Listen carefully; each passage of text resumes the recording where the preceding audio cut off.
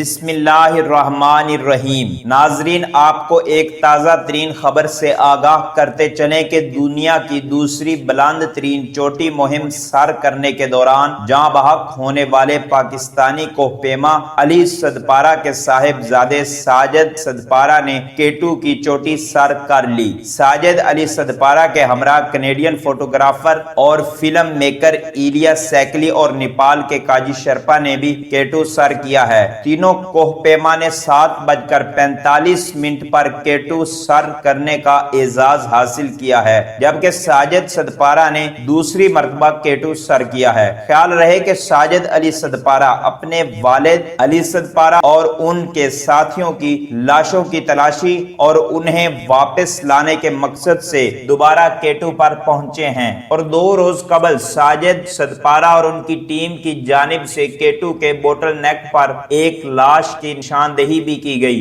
جس کے بارے میں وزیر اطلاعات گلگت بلتستان نے دعویٰ کیا ہے کہ علی صدپارہ سمیت لاپتہ ہونے والے تینوں کوہ پیماؤں کی لاشیں مل گئی ہیں، اور ساجد صدپارہ کا کہنا ہے کہ میں نے اپنے والد کے جسد خاکی کو دنیا کی بلند ترین چوٹی K2 پر امانتاً دفن کر دیا ہے۔ ناظرین، مزید اپڈیٹ کے لیے اس چینل کو سبسکرائب کر کے بیل آئیکن کو ضرور پریس کر لیں تاکہ ہر خبر سے آپ کو بر وقت آگاہ کیا جا سکے۔